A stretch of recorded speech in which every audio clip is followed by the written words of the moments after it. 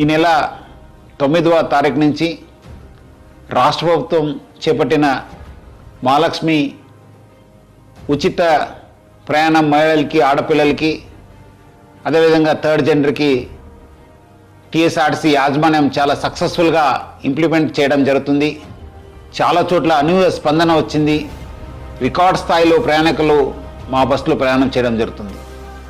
But ఈ ఒక పథకం ఇంప్లిమెంట్ చేయడంలో యాజమాన్యానికి, ముఖ్యంగా మన సిబ్బంది కూడా కొన్ని సమస్యలు తెలియెత్తుతున్నావు.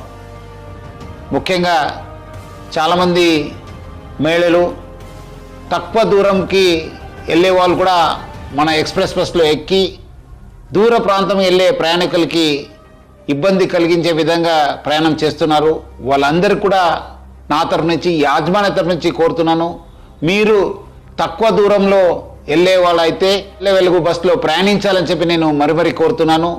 అదేవిధంగా కొంతమంది మహిళలు స్టేజ్ కాకుండా మధ్యలో, రోడ్ మధ్యలో ఆపడము, లేదంటే ఎక్కడ కావాలో అక్కడ ఆపండి అని చెప్పి అడుగుతున్నారు. దీనివల్ల కూడా చాలా దూర ప్రాంతంలో వెళ్ళే వాళ్ళు కూడా చాలా ఇబ్బంది కలుగుతుంది.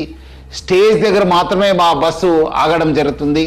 సో ముఖ్యంగా దీనివల్ల కూడా దూర ప్రాంతంలో వెళ్ళే వాళ్ళు, వేరే ప్రయాణికులు కూడా మేలు జరుగుతుంది. మన కండక్టర్స్కి, డ్రైవర్స్ కూడా బాగా జరుగుతుంది. లేదంటే కొన్ని చోట్ల మనకు చాలా ఇబ్బంది కలుగుతుంది. మన కండక్టర్స్ కూడా చాలా ఇబ్బంది పడుతున్నారు. ప్రజలు బాగా సహకరించారు. వాళ్ళందరూ కూడా నా తరఫు నుంచి, యాజమాన్య తరఫున కూడా ధన్యవాదాలు తెలుపుతున్నాను.